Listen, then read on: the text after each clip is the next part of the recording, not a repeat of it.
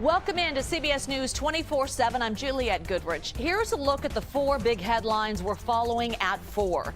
President Trump takes aim at Apple just days after his meeting with CEO Tim Cook. But it's not just iPhones under threat. Trump's new warning on foreign-made smartphones. Also, Trump not backing down in his fight to ban some students at Harvard. Billions of dollars has been paid to Harvard. How ridiculous is that? It took nearly a decade, but a group dubbed the Grandpa Robbers finally learned their fate in the robbery that targeted reality TV star Kim Kardashian. And get that ketchup and mustard ready. It is the Weenie 500. We'll hear from the winners of the race and how they're relishing this moment.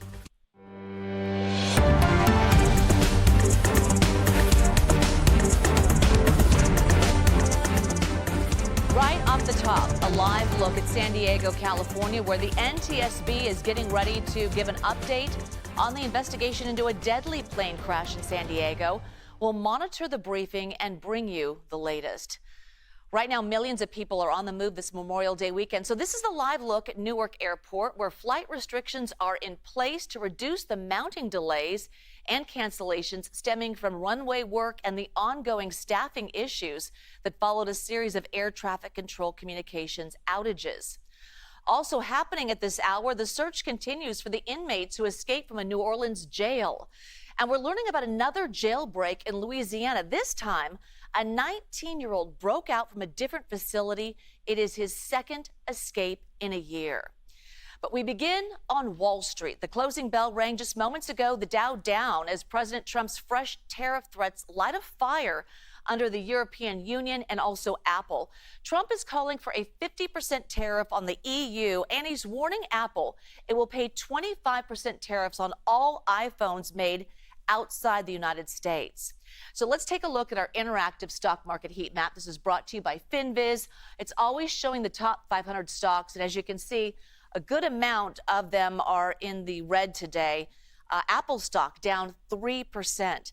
So our CBS News White House chief correspondent Nancy Cordes asked President Trump about his warning to Apple in the Oval Office.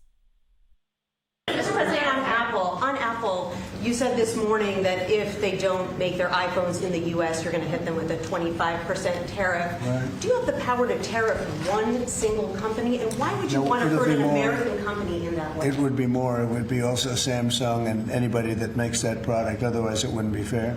So anybody that makes that product, and that'll start on, I guess, the end of June. It'll come out. I think we have that appropriately done by the end of June. So if they make that product. Now, again, when they build their plant here, there's no tariff. So they're going to be building plants here. But I had an understanding with Tim that he wouldn't be doing this. He said he's going to India to build plants. I said, that's okay to go to India, but you're not going to sell into here without tariffs. And that's the way it is. So let's bring in Sarah Fryer, the head of big tech coverage at Bloomberg. Sarah, thanks for joining us. It sounds like these tariffs won't just apply to Apple, but Samsung and others as well. So is it feasible for these big tech companies to move production to the United States? No, it's really not. I mean, not in the near term, at least. These things take planning. They take people. There are hundreds of thousands of people who assemble iPhones in China. This is a huge undertaking to try to reimagine that in the United States. It would be dramatically more expensive, maybe triple the cost by some estimates. And so what I expect will happen is these companies will just pay the tariff and potentially pass that tariff on to U.S. consumers, make iPhones and Android phones more expensive for everyone. Yeah, that was my next question. So what does this mean for iPhone prices? Do we know just how expensive? Well, I think, Trump has made a big point of chastising companies who pass on the cost of tariffs to their consumers. But, they're under pressure from Wall Street to try to keep their margins high. And by our estimates at Bloomberg Intelligence, that could be this move could be a 3.5% gross margin impact for Apple. So it is a very, very serious financial impact for them and probably for all of us if it ends up hitting our pocketbooks too. All right, Sarah Fryer, head of big tech coverage at Bloomberg. Sarah, thank you. We are heading into Memorial Day weekend, and many of you are already on the move. AAA expects a record number of travelers this weekend, and while the vast majority are expected to drive, many are relying on air travel to get them where they need to go. So this will be a big test for both TSA and travelers, as this is the first holiday travel period where real IDs are required at all airports. Now, the TSA says about 93% of travelers nationwide have a real ID or an acceptable alternative like a passport. So CBS News reporter Karen Waugh is live at Houston Hobby Airport. Hi, Karen. Are travelers concerned about any issues with air traffic control like the ones impacting Newark? Hey, Jules. So we know here in Texas earlier this week in Austin, there were some ground stops, some flight delays because of understaffing at air traffic control centers. We talked to some travelers here at Hobby Airport today. They say things have been pretty smooth so far. They are, of course, aware of the headlines of plane malfunctions, understaffing, other related problems recently when it comes to flying. But they say sometimes flying is just the most efficient way to get to where you need to go. So they're going to keep on doing it and really just hope for the best. Yeah, absolutely. Do we have the numbers on how many people are expected to travel across the U.S. this weekend? Yeah, so the AAA says that they're estimating more than 45 million people to be traveling across this 5-day holiday weekend. That's from yesterday through Monday, and that's actually a record number, more than 45 million for Memorial Day weekend as a whole. As for flyers, TSA says they saw nearly 3 million people pass through just yesterday alone. But as you mentioned, the majority of people are going to be driving. AAA says 87% of people are going to be hitting the roads instead of any other mode of transportation. The benefit for drivers, of course, is that gas is actually 40 cents cheaper per gallon this year than last year. Jules? Oh, isn't that nice to hear? All right, Karen Waugh. Karen, thank you. All right, meteorologist Darren Peck joining me now with a look at the holiday forecast. So let's look into the silver linings in places and maybe some trouble spots too. They're localized and pretty isolated. So in general, there's nothing major that's going to have a huge disruption here. But there are some parts of the country that if you're traveling, particularly the midsection of the country, I just want to get you aware there's going to be some isolated pockets of some heavier, maybe even severe storms that'll move through Texas and parts of Oklahoma. This is what satellite looks like right now on our Friday, heading into the holiday. See this big mass of clouds right here? And then look at this line. See, it's very faint. There's a cold front down here, and that is going to be marching its way across the midsection of the country over the weekend. If we visualize what that's going to look like, we'll put the radar on here. We really haven't seen anything too dramatic from that yet. So what we're going to do is skip to putting it into the futurecast, and now we're going to watch how that plays forward into tomorrow morning. First area that's a bit of a minor issue is going to be Oklahoma. Look at this big complex right there. That's tomorrow morning. So any travel plans tomorrow morning, this is likely a bigger issue for drivers. Anybody driving through the midsection of the country, there could be some limited interruptions for air travel, whether you're starting here or maybe going through there throughout the day. But primarily, that's going to be a Saturday morning issue. But look what happens as we advance this. We're going to take that same system. We're going to play that forward and let that exit. But here comes the next one. And this is now, instead of Saturday morning, going to be Sunday morning. Look at this line of storms that develops once again, almost in the same spot. So again, from a travel standpoint, roadways through that midsection of the country are going to be a bit of an issue. There is one minor concern on that from a flooding standpoint. And when we look at the big green box that the National Weather Service has issued in terms of flooding concerns for that midsection of the country, you can see where that shows up. It's the one area that you'd really want to be concerned about. But again, most of that is stuff that's on the ground and fairly localized, and makes perfect sense that that's where the trouble spot would be. It's going to be a bit warm out there. So just a quick look at temperatures. Let's come down to Texas. This is today's temperature profile. Deep red is temperatures climbing well into that low 100-degree range. And we're going to play this forward over the next couple of days. Here's Saturday, because when you transition from deep red into shades of smoky white, you're starting to approach the 110 range, 105, 107. That range going right through Texas. That's where the worst of the heat's going to be. It'll stay that way for the next 3 days. But the rest of the country looks okay. That's forecast in general for now. Juliet, back to you. All right, Darren, thank you. Vigils held overnight to honor the two Israeli embassy workers, Yaron Lashinsky and Sarah Milgram, killed outside the Capitol Jewish Museum. The first was held in Washington, D.C., where the museum is located. The second was in Wichita, Kansas, which is near Overland Park, where Milgram grew up. Her former roommate spoke at the vigil. And something I think Sarah would want me to say is, please strive to learn as much as you can. Educate yourself as much as possible so that you can advocate for others in need. If you think you know a lot about something or someone, endeavor to learn more. CBS News Department of Justice correspondent Scott McFarlane is following this case. So, Scott, what do we know about charges and the suspect? So far, there are 5 felony charges in this case, including murder charges and the rarely used murder of foreign officials charge. This is already on the trajectory to be a potential death penalty case. But the U.S. Attorney here in Washington, Jeanine Pirro, told reporters yesterday that this is being handled as a hate crime investigation and a terrorism investigation, and raised the prospect of new charges being filed. For now, this defendant, Elias Rodriguez, is not due back in court until June 18th, but I would wager there's a possibility that he's back sooner for either new charges or more proceedings in his case. So there is a concern among authorities in the Jewish community that anti-Semitic hate crime are on the rise in the U.S. So what is being done about that? We're seeing the same data the government's seeing as a rise of reported anti-Semitic incidents continues in the country. We know in the Washington, D.C. area and in other cities across the country, they've ratcheted up security, law enforcement protocols around facilities with people of the Jewish faith gathering this weekend, gathering most weekends. So that's an issue that's being handled at the local level. At the federal level, this has been a priority of the Trump administration unequivocally. On January 29th, 9 days after the inauguration, he issued an order that there be aggressive efforts by the agencies to track anti-Semitism and find new ways to combat anti-Semitism. And CBS News has confirmed the Department of Justice has completed a report as to how it's going to get more aggressive about combating anti-Semitism and has submitted it to the White House. All right, Scott McFarlane. Scott, thank you. President Trump threatens new tariffs on the European Union. We have details next. You're watching CBS News 24/7.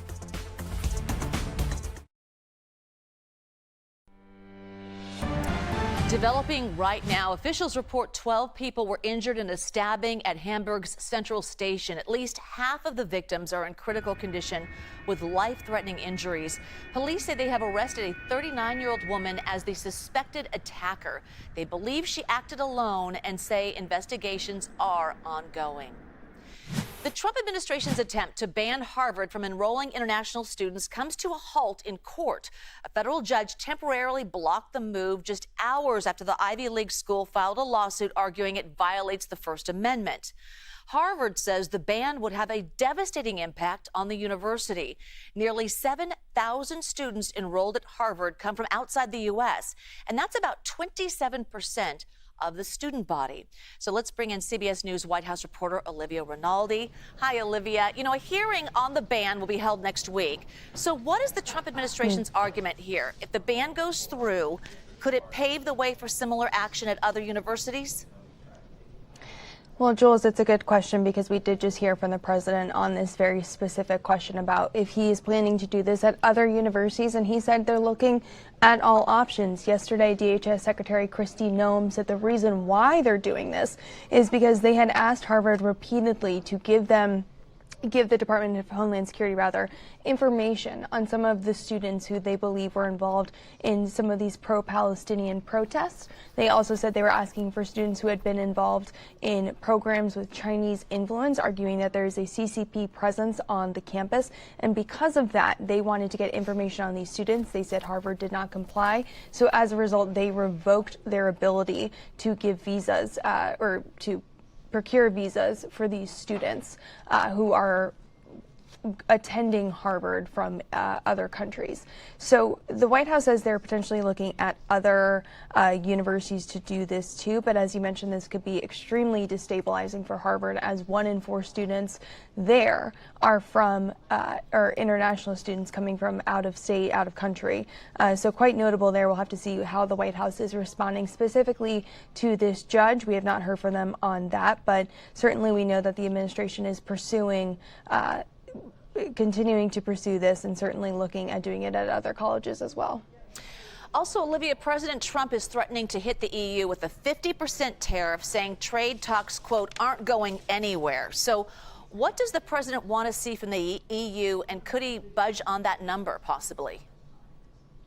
It's a good question. We also heard from him in the Oval on this as well. He said that there's nothing he's specifically looking for from the European Union, but that he would like to see this 50% tariff go into effect because he would like to see more companies making their products here. He pointed to automobiles that are made in the European Union and then brought over to the United States. He addressed this question in the Oval, as I mentioned. Take a listen to what he had to say specifically about that here. Are you looking for a deal in 9 days? Will you be able to do that, sir? I'm not looking for a deal. I mean, we've set the deal. It's at 50%. But again, there is no tariff if they build their plant here. Now, if somebody comes in and wants to build a plant here, I can talk to them about a little bit of a delay.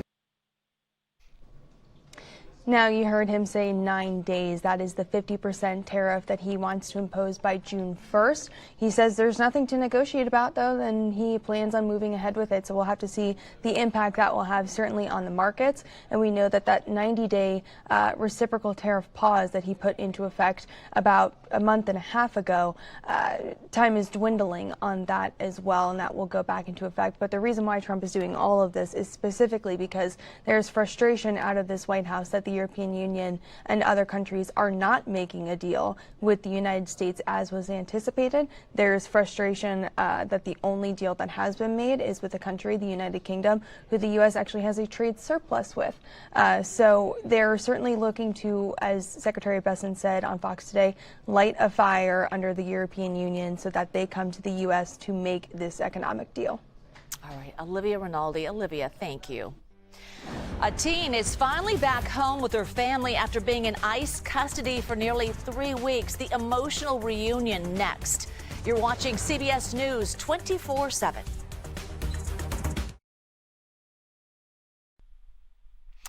To San Diego now, and an update from officials on the private jet that crashed into a neighborhood, killing multiple people and charring homes. Here is what they had to say just moments ago. Automated Dependent Surveillance Broadcast, or ADSB data, flight track data, and air traffic control audio from the accident flight. The pilot did not report any problems to air traffic control, and he did not declare an emergency. We have determined that the automated surface observing system, which provides airport weather conditions to pilots, was inoperative at the Montgomery Airport at the time of the accident due to an unrelated power surge. Air traffic control provided the pilot the weather conditions at Marine Corps Air Station Miramar before he began the approach to Montgomery Airport. The weather at Miramar was briefed as wind calm, 1/2 mile visibility, and 200-foot ceiling. Miramar is located about 4 miles north of the Montgomery Airport. At least 3 people died in the crash, including the drummer of a rock band. CBS News correspondent Carter Evans has more from the scene. Fiery explosions jolted this San Diego neighborhood awake Thursday morning as a private jet came crashing down into the street. Yeah, we got multiple explosions over here. We're doing evacuation. Ruth Lutz took this video as she escaped with her family of 5. Fire. All I saw was just the line of fire and everyone running, getting out, getting the neighbors out of the house. Hurry, hurry. Come on, your kids are over here. The plane left a trail of fire. When it hit the street, as the jet fuel went down, it took out every single car that was on both sides of the street on fire. The plane took off from Teterboro, New Jersey, refueled in Wichita, and was trying to land in dense fog at Montgomery Gibbs Airport in San Diego. The pilot at one point asked air traffic control about weather conditions. All right, that doesn't sound great, but we'll give it a go. The music agency Sound and Talent Group said 3 of its employees died, including co-founder Dave Shapiro, who's listed as the plane's owner. Drummer Daniel Williams, who is presumed dead, posted these pictures from the cockpit before taking off. Don't knock on that door. Authorities say no one on the ground was seriously injured, thanks to the military families who helped their neighbors escape the flames. I can tell you this, the military families did a phenomenal job. I cannot commend them enough for what they did on scene.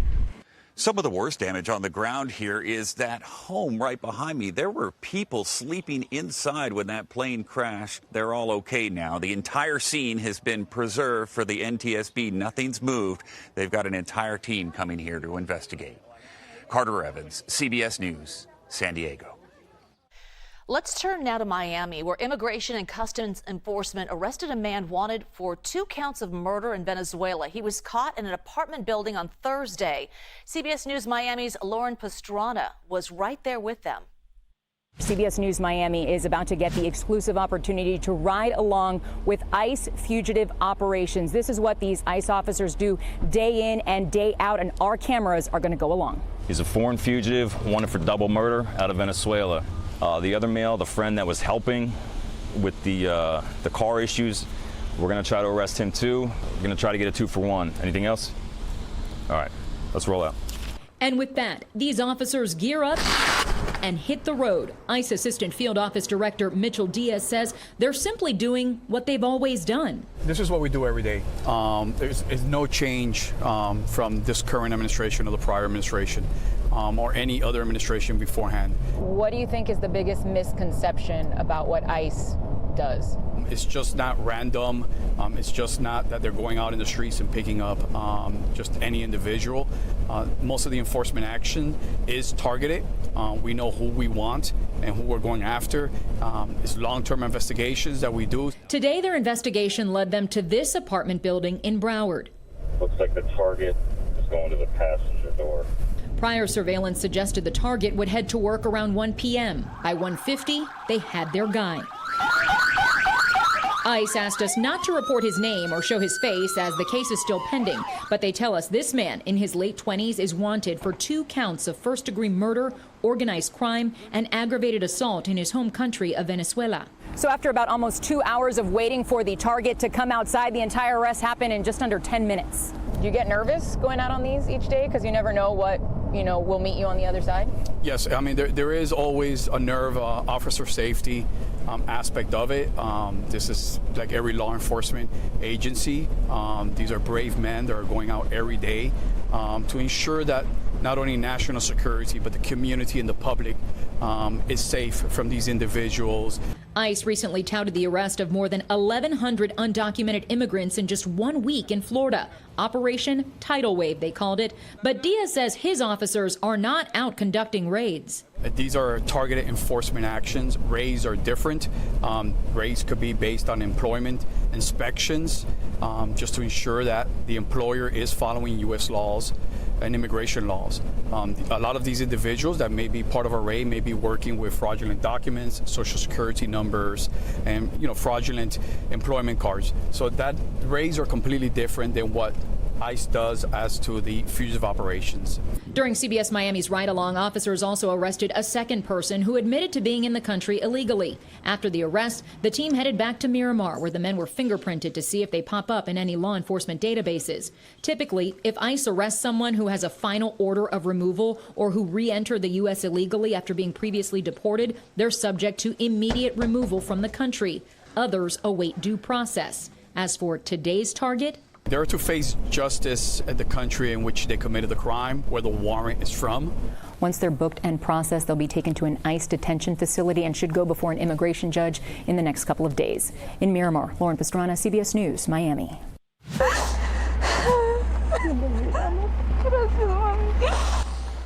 An emotional reunion for a 19-year-old Georgia woman with her family after she was held in ICE detention for nearly 3 weeks.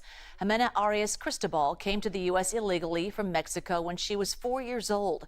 She was detained by ICE after a traffic stop with local police. She arrived home last night. There's a lot of emotions, happiness, sadness. I'm very happy and very blessed to be back with my family. The police department that originally stopped Arias Cristobal later said dash cam footage showed the officer stop the wrong car. Her father was also taken into custody back in April after a separate traffic stop, but was later released. The Department of Homeland Security says both Arias Cristobal and her father should face consequences for being here illegally. We are in New Orleans, where an intense manhunt continues to find 5 of the 10 inmates who escaped from jail, and what we know about another escapee at a facility in Ohio. Next, you're watching CBS News 24/7.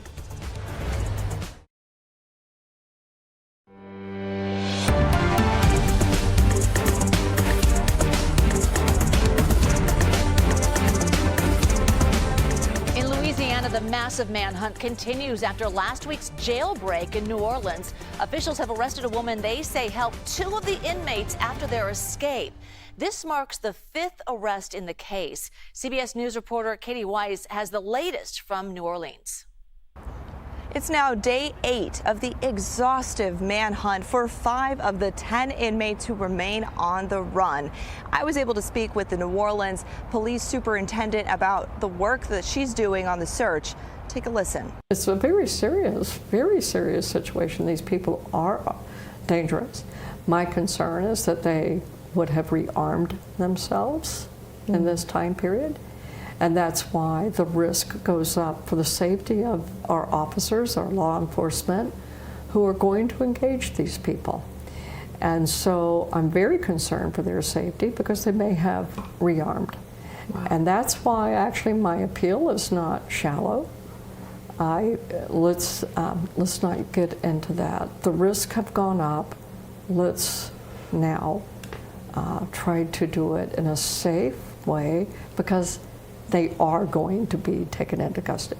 Now, the police superintendent, Ann Kirkpatrick, she also said that her office has executed nearly 40 search warrants so far as part of this manhunt effort. She said even that she's been on some ride-alongs for those search warrants, and there have been many times when they've arrived to the scene and they can tell evidence is there that shows that they had just missed the inmate. And so they've had a lot of close calls on apprehending these remaining 5 men, but still no luck. One of those ride-alongs, she said, though, did lead to the arrest of an alleged accomplice. So far, 4 total alleged accomplices have been arrested. 3 of them are women who supposedly helped the inmates after they made their escape, and one of them is a jail employee here at this correctional facility. His attorney tells me he's a jail plumber who's worked here for 5 years without any complaints at all, and that this plumber was totally unaware that he was aiding an escape. He was simply ordered by a guard here at the facility to unclog a toilet and turn off the water to get that done. We're going to continue to follow this. So many updates day by day. We'll keep you posted. Back to you. A manhunt also underway in another part of Louisiana for another escaped inmate. The Tangipahoa Parish Sheriff's Office says Trayvon Johnson escaped from jail last night. In a press briefing today, the sheriff said they would catch Johnson and urged him to turn himself in. He apologized to the public. I'd also like to take a minute to apologize to the victims that this individual is out on the street. I'm sheriff of this parish. I own this. We have worked diligently over the last 10 months to stop attrition in that jail, to get good leadership in that jail, to address deficiencies in that jail, and we're still a work in progress. The sheriff's office says this is the second time he's broken out of the facility in a year. And if that's not enough escapes in a week, we're also following another jailbreak, this time in Columbus, Ohio. The sheriff's office there tells CBS News 4 prisoners smashed a window to escape from a minimum security correctional facility. A manhunt is underway and warrants are out for their arrest, but so far they remain on the loose. It's been nearly 5 years since George Floyd died after a white Minneapolis police officer pressed his knee to Floyd's neck for more than 9 minutes. The officer was arresting Floyd under suspicion he used a counterfeit bill at a local store. After Floyd's death, protests against police brutality, especially toward Black people, spread across the United States. Protesters shouted Floyd's dying words, "I can't breathe." The officer who knelt on Floyd's neck, Derek Chauvin, was later convicted of murder and sentenced to nearly 23 years in prison. The city of Minneapolis also settled a wrongful death lawsuit with the Floyd family for $27 million. Lift every voice and sing. So today, organizers in Minneapolis honored Floyd's life with a community event. It started with an interfaith prayer event. In Texas, Floyd's cousin also led a tribute event, and she spoke about the Justice Department stepping back from court-mandated Minneapolis police reforms. Well, I found the news very disappointing. I mean, obviously, we would have liked that to, to stay in place. However, what is, I think, comforting is that despite the fact that the Department of Justice has said they don't have to enforce it anymore, the community there is still saying that we want to keep going because there are some transformational changes that we'd like to see within our police department. CBS Minnesota reporter John Lauritsen brings us to George Floyd Square in the city where how they're remembering his legacy. Now we're here at George Floyd Square in Minneapolis, where in just a few minutes they're going to have a moment of silence. You can see several people have gathered here already, more are on the way. This is a day of remembrance for George Floyd, remembering that 5 years ago when he was murdered by Minneapolis police. And we've had a day of events already beginning this morning at Minneapolis City Hall in the Rotunda. Faith leaders showed up, community leaders showed up. They held prayers. They talked about what the last 5 years has meant to them. And then just an hour or so later after that, they met at the Minneapolis Hilton Hotel and discussed their future going forward. There was a brunch that was held, again, with community leaders and activists.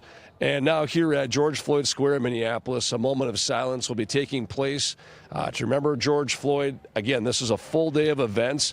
On Friday afternoon, they will also have some shows going on at the Minneapolis Institute of Art, where they'll have Black artists displaying artwork that was inspired by the events that happened here right behind me 5 years ago. So a full day of remembrance here for the life of George Floyd, and people again showing up to have that moment of silence. It's been something where we've seen people coming from other parts of the country as well to be here at George Floyd Square. For CBS News, John Lauritsen in Minneapolis. After dealing with a few equipment outages, New Jersey's Newark International will now be put to the test as Americans fly for Memorial Day weekend.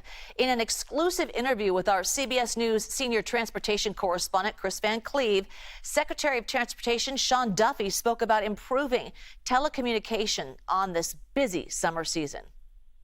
Is air traffic control, the aviation system, ready for Memorial Day weekend and this surge of people this summer? Well, listen, you've seen what's happened in Newark. We're seeing a few cracks or age in the system, right? We're seeing some of that. But, yeah, listen, it's ready.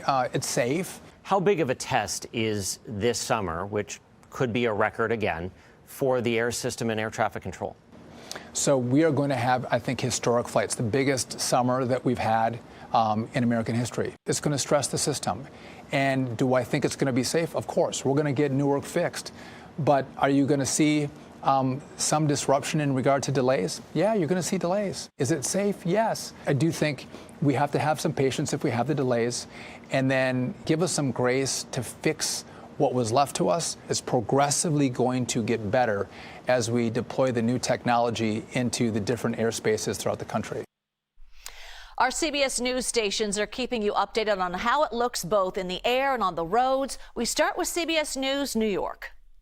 We are only actually seeing a very small amount of cancellations and delays right now at Newark Airport. The flight board right in front of us is actually looking pretty good at the moment, to the surprise of a lot of passengers here, but there's still a lot of anxiousness hanging in the air. On top of a lot of people's minds, of course, are the technical outages that have been affecting Newark Airport.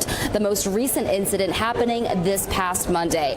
As a result of the ongoing problems, including runway construction and also an air traffic controller shortage, the Federal Aviation Administration has significantly reduced the number of flights in and out of Newark. I have to say, O'Hare is the quietest I've seen it during a big holiday travel rush in some time. And again, today is, of course, the big test for both travelers and the TSA, as now those real ID requirements are officially in effect. We know deadlines motivate people, a lot of people waiting, but the thing I want to remind people is that it wasn't really a deadline. It was kind of a new beginning. Here we are, we're in the real ID era. You can still get a real ID today. TSA leaders tell us at this point, 93% of travelers nationwide have a real ID or an acceptable ID alternative. Again, your passport's still acceptable, and there are 10 or 12 other options that pass to, all listed on the TSA website. Let me show you the 405. Actually not too bad right now. Traffic flowing pretty nicely, but experts say if you are going to get away for the weekend, you probably want to hit the roads early, because they say it is going to get busier and more congested after about 11 a.m. this morning. Now, here's some good news if you're driving somewhere for the holiday weekend. Gas prices are down. They're still high. I'm not going to lie about that. There are many stations charging over $5 a gallon. But the Auto Club says here in Southern California, prices at the pump actually about 50 to 60 cents lower than they were this time of last year. And that may be one of the reasons they are expecting more people to travel for the holiday weekend. It's more affordable than it has been. And travel experts say in the couple years since the pandemic, people are prioritizing seeing friends and family in person. And that's why they're seeing so many people hitting the roads regardless of the cost. Imagine waking up to find a 440-foot ship on your doorstep. The close call for one homeowner next. You're watching CBS News 24/7.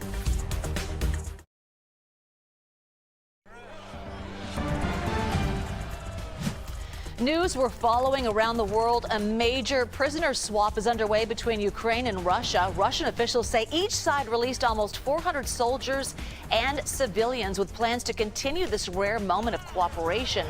Last week, the two countries agreed to exchange 1,000 prisoners each. North Korea is looking to arrest those responsible for the failed launch of its second naval destroyer. Leader Kim Jong-un was reportedly furious over this and said it was caused by criminal negligence. And relief is in sight for some of the hundreds of gold miners trapped underground in South Africa. Reuters reports nearly a third of the workers have made it to the surface, according to the mine's operator. Rescue efforts are still underway at the mine just west of Johannesburg. A Paris court delivered verdicts to the people accused of carrying out an armed heist targeting reality TV star Kim Kardashian. 8 of the 10 defendants were found guilty. CBS News' Tina Kraus has the story. It took nearly a decade, but Kim Kardashian's attackers have been found guilty. A Paris jury convicted 8 of the 10 defendants for the armed ambush that rocked Fashion Week in the French capital in 2016. The reality TV star was not in court for the verdict. Kardashian was bound, gagged, and robbed at gunpoint in her hotel suite by masked thieves who made away with more than $10 million in jewelry.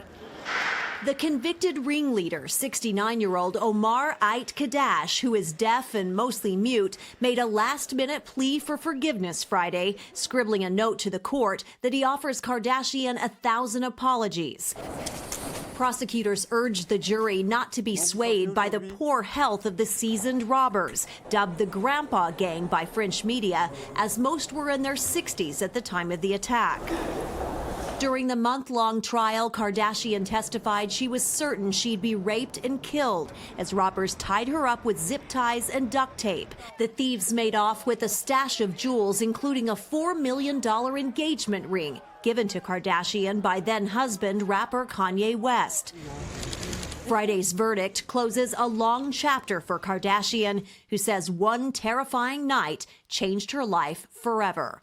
Tina Kraus, CBS News, London. Johnny Mendez, the former chief of disguise at the CIA, revealed to CBS Mornings how the agency used hyper-realistic masks to help operatives go undercover. CBS News confirmed, posted that on social media. So let's pull up the TikTok tube and take a look. How lifelike realistic are the masks? If you were in the room with this person wearing the mask, would you notice that it's a mask? You would not notice unless you told a really hysterical joke and the person couldn't laugh hysterically. It had limits. It could smile, couldn't laugh hysterically. I wore those masks in a couple of pretty tight situations, and no one knew until I announced it. Jonna, is it right that you wore that in front of George H.W. Bush, and could he tell? I did wear it. Brent Scowcroft was in the room, Bob Gates, John Sununu. No one else had any idea until I took it off. No idea. I had no idea. But you did it just to show them that this was possible. Is that right? Absolutely.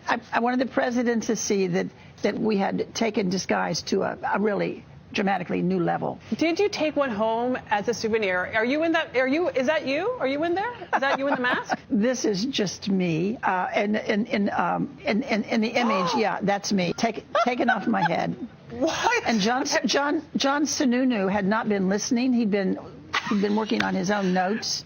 So he just glanced up when I did that, and he let out this funny little noise, like not a shriek, somewhere between a shriek and a squeak. Our social team has more great content like this on TikTok and Instagram, so follow us at the handle CBS News and CBS News Confirmed. All right, a man in Norway woke up to find a huge container ship had run aground uncomfortably close to his doorstep. Yesterday in central Norway, the 443-foot ship sailed up right onto the shore just a few feet from his home. He actually slept through all the commotion and only found out after his panicked neighbor alerted him. No word yet on why it happened, but none of the crew members were injured. There are plans to remove the ship, but the homeowner says for now he will have to live with a very bulky new neighbor. All right, this was maybe the most riveting thing on television today. All 6 of the Wienermobiles gathered in Indianapolis for the inaugural Weenie 500. The Wienermobiles did 2 laps around the famed Indianapolis Speedway, home of the Indy 500, and then the race went down to the wire.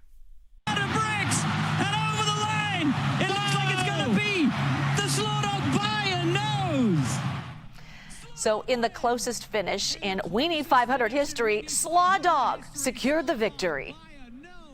Joining me now are the winners of that race, Maddie Myers, a.k.a. Mustard Maddie, and Matthew Bailey, a.k.a. Grill Master Matthew. Wow, look at that trophy. I've got our hot doggers here. Maddie, you're the driver, right? Yes, correct. It was a fantastic opportunity to drive on the Indianapolis Motor Speedway for the first Weenie 500. Yes, okay. Slaw Dog. Tell me about Slaw Dog. Tell me about the race and how you guys crossed that finish line in first place. Slaw Dog is an awesome dog. We're a classic Oscar Mayer hot dog. We like to say we're sweet with some slaw on top, but we got some tang to us too. And it was a doggone close one, but we were reminiscing on our past year on the hot dog highways, and that really powered us through to cross the finish line and sizzle to win.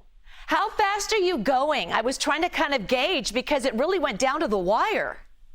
I mean, we're hauling buns. We're all hauling buns out there. You know, it really kind of varies when you're on the track, but we were able to cut the mustard in the end. Look at that trophy. How many hot dogs do you got in that trophy there?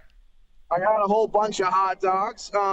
Enough hot dogs to have buns of fun. You know, we're going to enjoy some wonderful slaw dogs later celebrating this victory today. Oh, boy, you guys are kind of corn doggy there. All right, were you guys ever concerned that someone was going to catch up to you? I mean, we had a mix of adrenaline going with us, and the fans were just cheering it on. I mean, we've got an unbelievable group of fans out here today, and just hearing them cheer on Slaw Dog helped us just power through. But it was doggone close, but we're really thankful that we got to cross the finish line. Great, now I want a hot dog.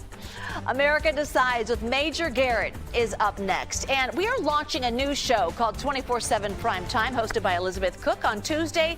And that's where we'll bring you the best of all the things CBS News delivers. We'll deliver the news you need to know, from major national and international headlines to breakthroughs in tech and AI to the biggest headlines in the sports world.